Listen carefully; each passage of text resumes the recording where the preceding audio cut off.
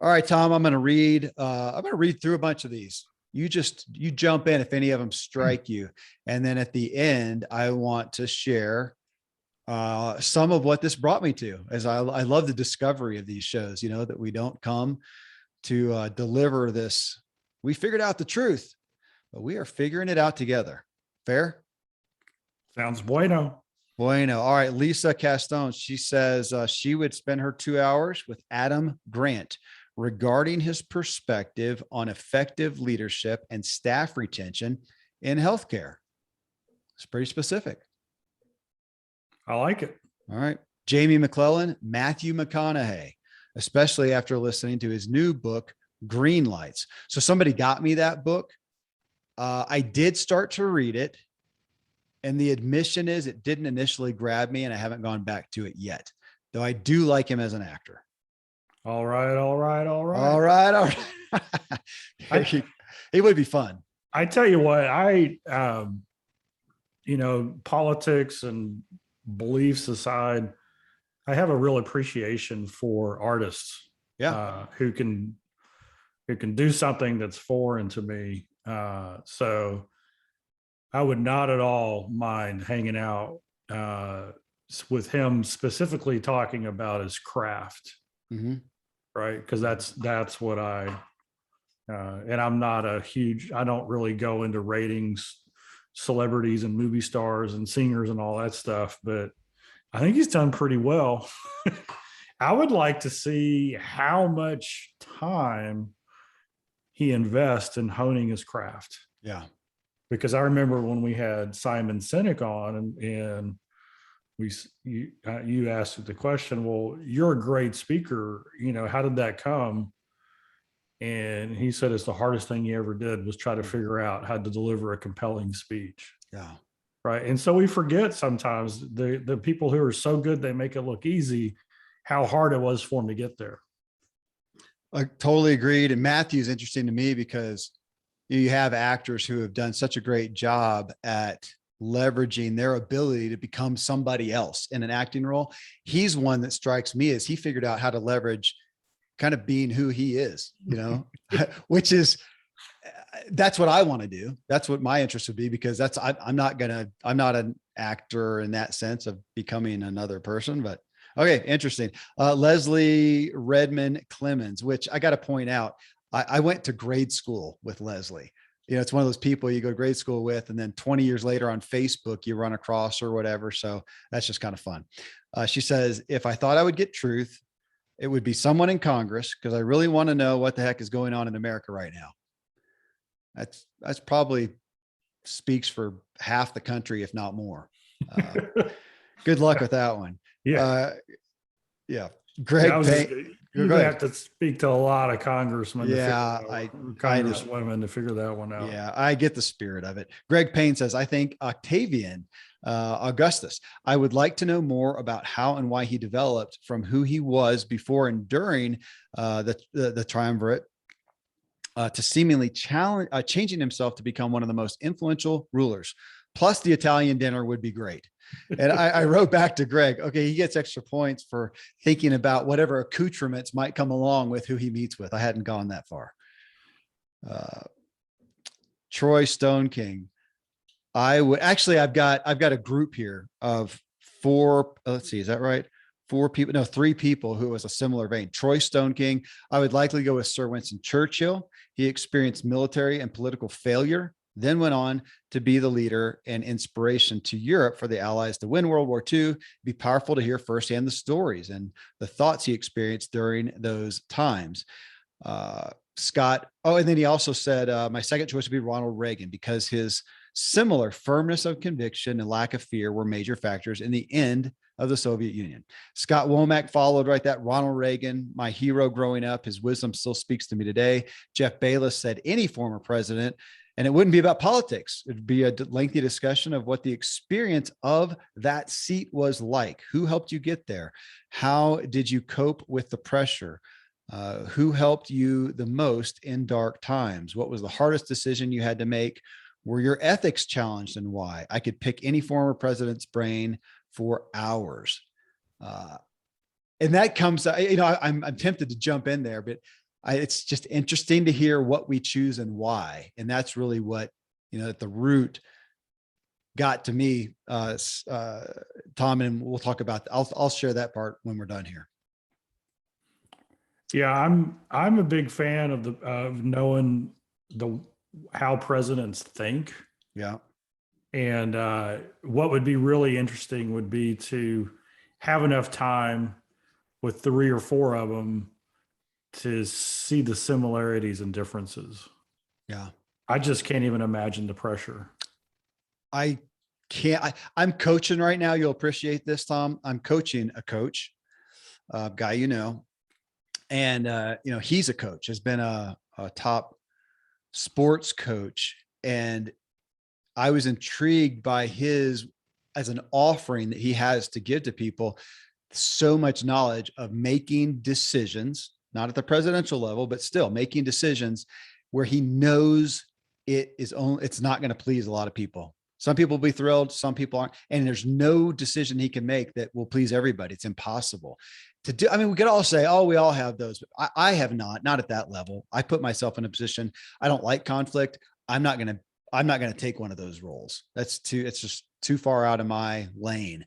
But man, I have appreciation, like you say, for people who have to make gigantic decisions that are going to get them hung over here and applauded over here. That's difficult. Sean Langwell says Stephen Curry, which I'll have to admit, I had to look up who that was. I'm not a sports follower at this point in my life. So it's the basketball dude, right? Is that what we're talking about? Okay. You're a shooter ever. Okay. Well, see, there you go. Sean said, I'm knee deep in finishing my book on confidence. And to me, he is the poster child of everything that embodies that one word. If his agent would allow, it would be amazing to add his insights. He said next to yours. I guess he means me and several others for street cred and helpful advice. Oh, maybe he just means add it to his. Jason Stein, Jordan Peterson, and Elon Musk. That would be interesting. Both of those guys. So that appeals to my nerd brain. I knew it would. I want to go with you. Yeah. When you get that set up, I'm going. Yeah. Maybe you can join them for a space ride or something like that. Carmen Shank says, I think Gary V would be fun, but not for 2 hours. Gary Vaynerchuk, if you don't know him, well, how do we describe him? Very outspoken businessman, very high energy, seems like a good guy, but he has a certain flavor that, some people get and like, some people don't. Scott Moore, here's one. You like this, Tom. Andy Andrews, because he knows a lot about history and I appreciate his perspective. And then just for fun, Dean Martin and Frank Sinatra, they'd have some great stories. Man, I agree. That would be fun. But for progress, Andy Andrews, of course, you and I have had the distinct pleasure of having some time with him. And it was a gift. It was a traveler's gift even. Yes. Gregory Byerline. And I did put later on, I said, hey, if it's somebody who's deceased, that's fine as well. Actually, he said deceased. C.S. Lewis, and top of my list too, man. I wish I could do that. Abraham Lincoln, Joan of Arc, MLK, currently living, John Williams, a composer, Misty Copeland, a ballerina, Oren Lyons, Native American chief, and I don't know how you say the name, Ghislaine Maxwell, a sex trafficker or somebody who's an expert in there. Faye, let's see. Faye Bryant, she says, I struggle with these. I want to speak to so many in history and so many from now that I can't choose one, which is going to bring me to where I want to go in a minute of just, who is it we would want to meet with and why? What's the purpose? This is great. This is convicting to me, Tom. Ed Draves, he said, my old boss, Bert Notarius, he was incredible to us. Built the largest wine store in New York State. He gave me my career and invested into all his employees. Man, what a testimony is that. Yeah.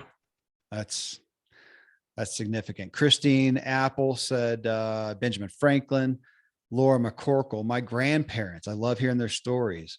Renee Vidor, I think she is a coach of some type. She said, right now I have a desire to sit down with either Oprah or Carrie Underwood. Interesting. Kimberly Jolly, Joyce Meyer. A lot of people know her. She also says, my ancestors who came to America from Spain. Wow, Dan, that's cool. That's that? cool. just going back to your ancestors who risked everything for a new life. That's kind of cool. That is, as you look at the genetic, people are so interested in genetics, where they came from, where they belong, what influenced their literal genes. Yeah, that would be. I admittedly have not invested much there. Wendy says, I would love to have met and talked with Mr. Zig Ziglar himself. And we had a handful of people that said that too. Dan Guinan, Chuck Colson, Ashley, I'm not going to try to pronounce that. Childschnecht, I don't know. General James N. Matisse, to have commanded men in 3 wars. How did he cope with sending young men into harm's way, then to serve as Secretary of Defense? His decision put lives on the line. I could not imagine that kind of pressure. And then he said, this might be an odd response, but I'd also like to sit down with you, Kevin. I listen to you weekly. However, I have questions for you. I'm honored and a little scared. Yeah. And I think if you get a fast food lunch somewhere, Kevin's probably all in. Thanks for that. Yeah. Gina Rath said, Sir Richard Branson, a modern day visionary and someone not afraid to take chances or recreate. I admit I would be interested in that one as well. I'll go with you on that one. Robert Bell, John Wesley, why and how to best understand discipline and champion it. Terry Johnson said, oh boy, got to be Zig, but Tom will do though. How's that? Thanks, Terry. Yeah, man. I like the smiley, laughy face. I do too. Oh, he also said Jack Nicklaus would be great. Oh yeah, Jack. He is the GOAT. Yeah. Now this is interesting. Jerry Goddard. He said, actually, I'm going to skip to the one that I was really interested in. Charles Manson. Only when he is on his medication, and because, yeah, and because he is the personification of failure. Evil goes without saying. That's pretty interesting. Because we tend to think about somebody we want to glean, positive insight from. Maybe this is a negative insight, but that would be interesting. And he shared some more as well there. Well, Tom, ultimately though, in reading through those, it was interesting to look at who would we want to meet with and why. I was interested. And it's very tempting. I think you and I both can relate to this, to say, I want to meet with somebody just because of interest, just things I'm curious about.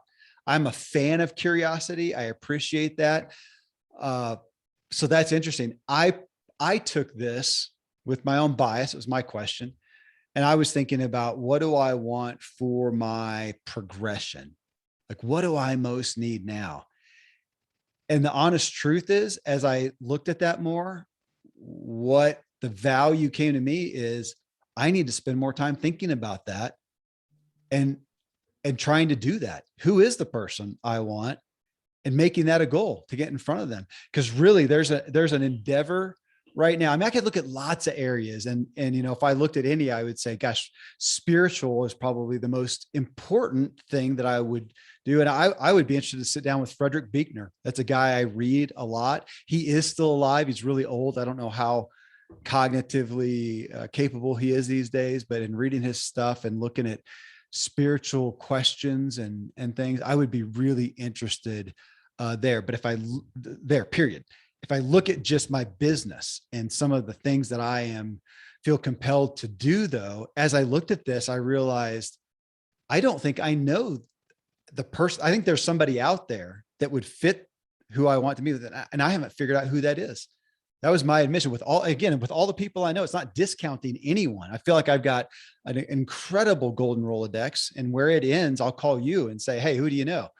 And I'm grateful for that as well. And yet I think the person I really want to do, and it just brought to light the fact that I haven't figured that out for a specific endeavor, business direction I want to look at. I haven't figured out who that is. And this episode is bringing me to, I want to go figure out who that is and then do what I need to do, whether I need to fly and, just show up somewhere and meet this person and get my 2 hours. That was, I did not expect that to come out of this. How about you? Yeah, that reminds me of a story. I was in Europe and doing some speaking, and Alexandra was with me. And one of the speakers who I'd met on a previous trip over there, we arranged to meet him for lunch in London. His name is Paul Barras, and Paul's a very well-known speaker there. He works with a lot of high-end CEOs and executives. He goes in and does a lot of sales training. His background is a theater, movie, comedian. He's played a lot of the stages in New York City when he was younger.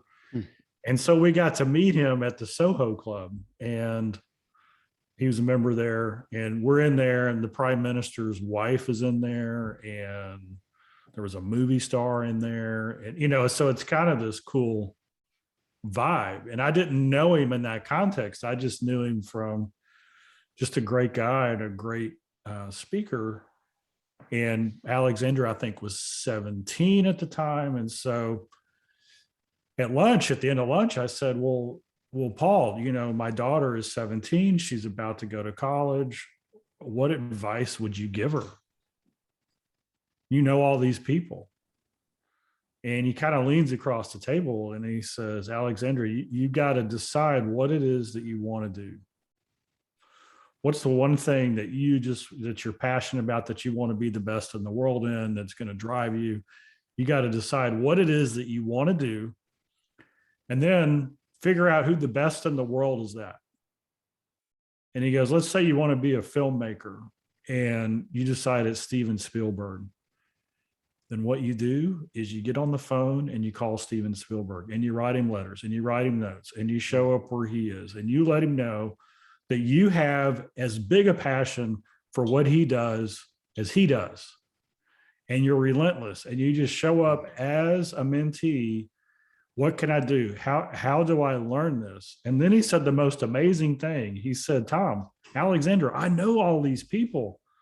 They're just like you and me. They're just really gifted in one area, but they've got problems in all the other areas. They put their pants on the same way, and they're eccentric, and some things make them laugh. But you know what they love is they love people who are passionate about what they're passionate about. And he just told Alexandra, if that's your dream and nothing's going to stop you, these people, they will make the time for you. And I thought that was really interesting because we all put that immediate block in our head. Oh, they would never talk to me. They would never, but they probably would. Mm-hmm.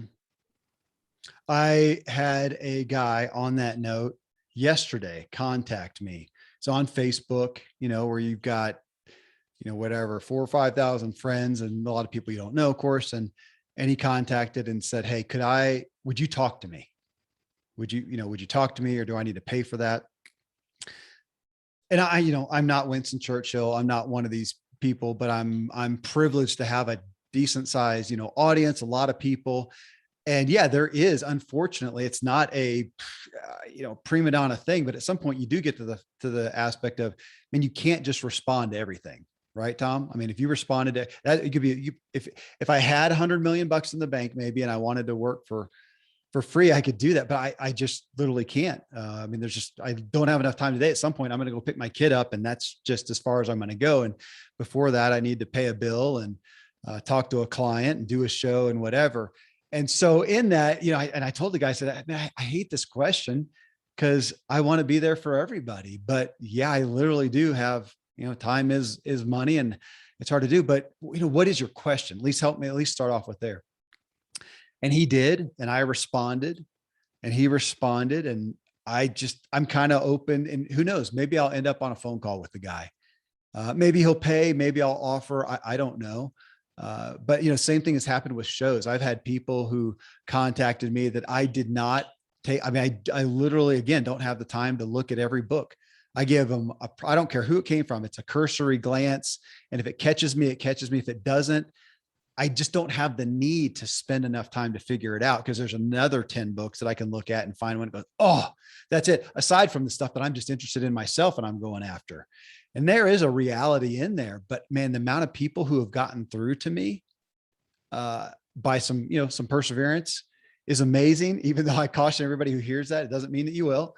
But I'm the same way. So here I am. I'm going to look for somebody. Honestly, it's going to be in the area of behavioral economics and social reform. And I'm now, based on this show, that's what everybody helped me look at. I am going to figure out a handful of who I think is top of the top, and I will figure out a way to talk with them.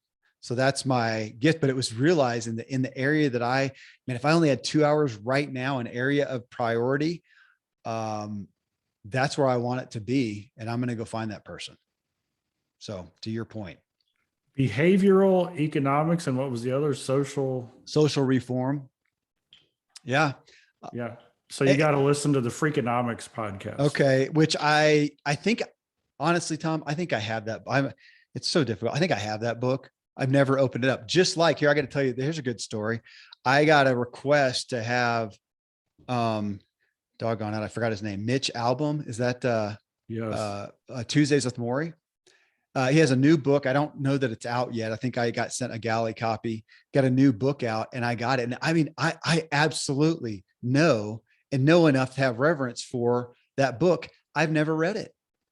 And I had it. I found it on my bookshelf at home. I didn't even know. I am reading it. I adore it. It's got me thinking. That's what we talked about in my guys group this morning. That's what we talked about. And I'm so excited to have him on the show. But I just, for some reason, I missed, there's so many people that I have not checked in with. Freakonomics is one.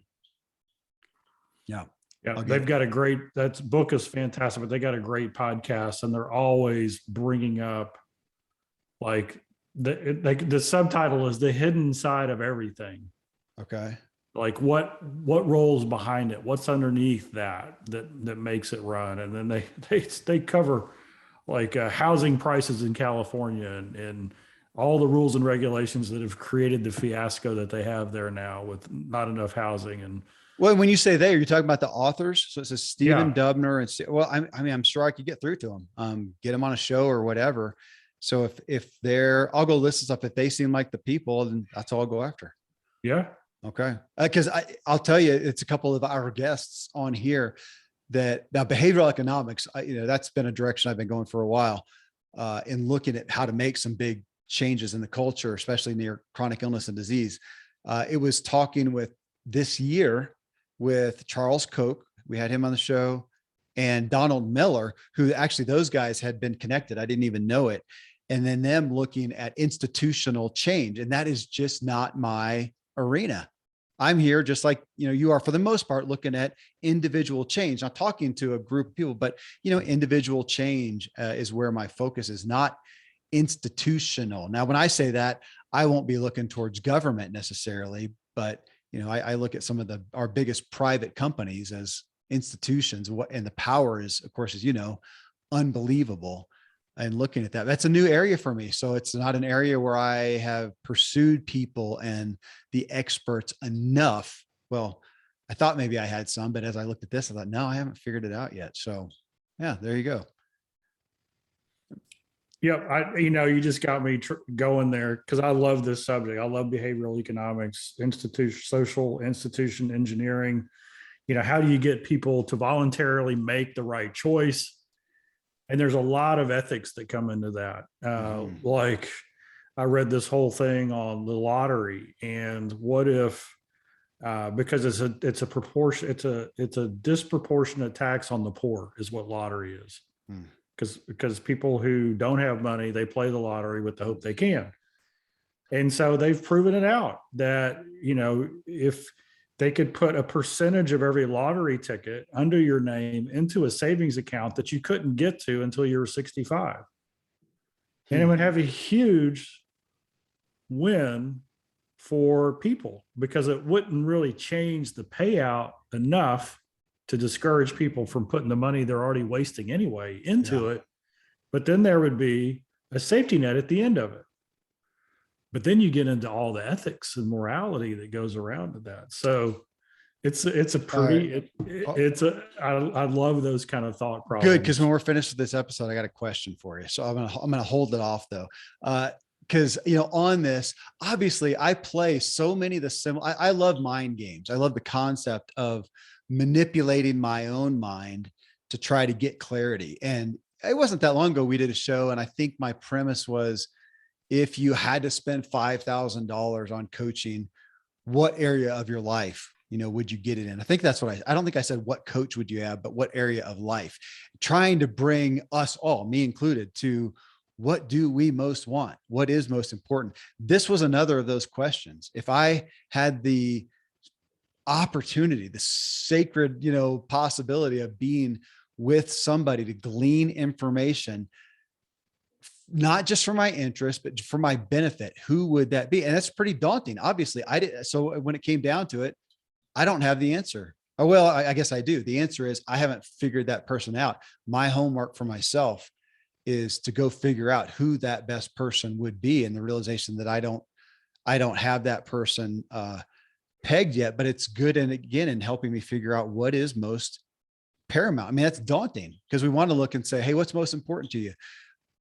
God is what most, and I ask people, just please stick with mere mortals, because I know everybody would say that, and not to discount that, but, to come back and say, well, because really the question behind it is, what is right now, what do you feel like your greatest need is? And I'm afraid from the real answer for most of us is we don't know what that need is. If we don't know what that need is, how can we help address it? It kind of comes back to some good Ziglar-esque stuff. If you don't have a goal, then any way you go is fine. If you don't have a destination, when do you ever going to know if you hit it? I mean, it's just aimless, right? Yeah, It's if you don't know where you're going, any directions will do. Exactly. And none of us want to live that way or think we are, but it's part of my book, part of my own story of realizing how much I was driving fast, didn't quite have a goal selected. Man, it's Yogi Berra. It's a favorite quote because it relates to me. Yogi, you're lost. Yeah, man, but we're making good time. I resonate too much with that, Tom. I like where you're going with the question, and for everybody listening, I think this is a great question. I've heard it asked a couple of different ways recently. Yeah. I heard it on the radio on last Saturday it was a car show, and the guy doing the talk on the car show in Texas, they're doing high-speed rail. It's a big proposal between Dallas, San Antonio, Austin, and Houston. And it's, I don't know how many billions of dollars. And he's like, hey, this is a wonderful idea. I mean, think about it. And then he said, but wait a second. What if you took the same money and you redid the roads and you bought out all the tollways and you increased the width of these things? Because after all, 10 years from now, self-driving, electric vehicles, all the things, are we really going to get on a train? Well, the question was, if you have the money to spend, let's say you want to spend $50,000 on marketing because you're just convinced that that's the best thing you should do. Take a step back and say, well, what's actually the best way to spend $50,000?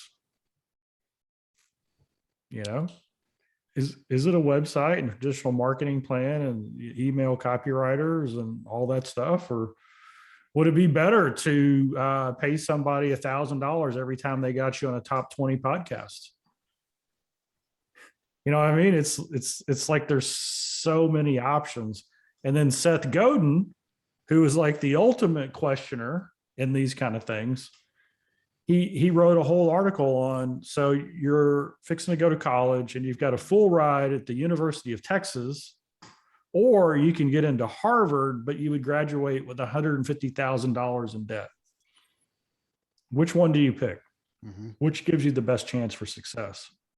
And he said the mistake that people make is they compare University of Texas to Harvard instead of what is the flexibility that $150,000 gives you. I mean, you go to UT, you get your degree, and then you can intern at 3 different companies for 3 years, proving your worth, and probably get the ultimate job, right?